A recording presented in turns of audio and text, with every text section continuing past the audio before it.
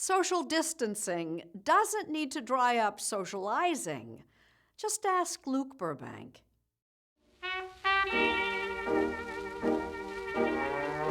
It was almost 100 years ago exactly that every bar in America was shut down, thanks to Prohibition. And the wrecking gang leave but a memory of dark brown ale.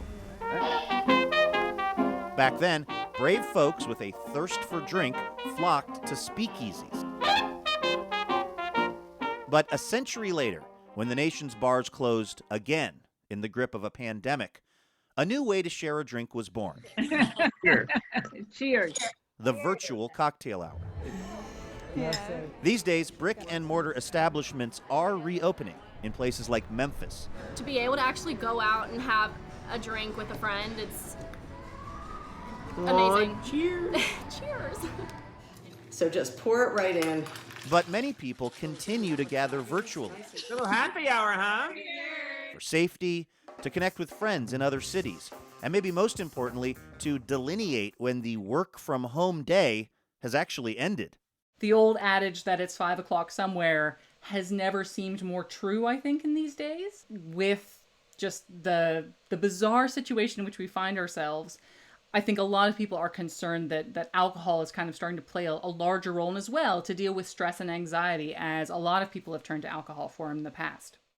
Laura Carlson is a food historian and host of the podcast The Feast, who says the modern cocktail hour can be traced back to 1917 and a woman named Clara Bell Walsh.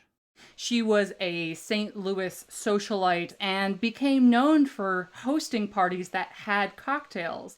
Back in those days, Carlson says, cocktail hours were a chance for mostly rich women to have a drink together at a socially acceptable hour. A lot of times these were women that were feeling that they were not allowed out of the home to pursue work or other employment or other, say, educational opportunities. These would often be, you almost might say, proto-book clubs where they could discuss, say, intellectual matters.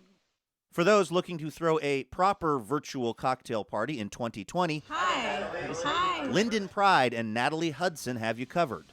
It's been challenging, but also kind of fun to adapt the business model in a way that we never thought we would have to do before.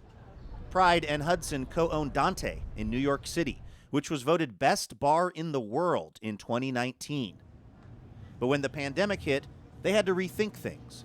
The second day that we had to transition to the to-go cocktails, I was standing in Dante and there's buckets and bottles of cocktails and people scribbling down recipes and trying to work out how to create, 2 ounces into 55 ounces into a large vat so that we could bottle them, and it's felt like mad science. They've continued serving regulars with pre-made cocktails to go, including their world-famous Negroni. I've got the supplies here, which I was curious to try. Let's use the larger side of your... I like that. I like how you're thinking. Okay, I'm going with the 1 ounce. Fill that all the way to the top. Okay. Into the shaker.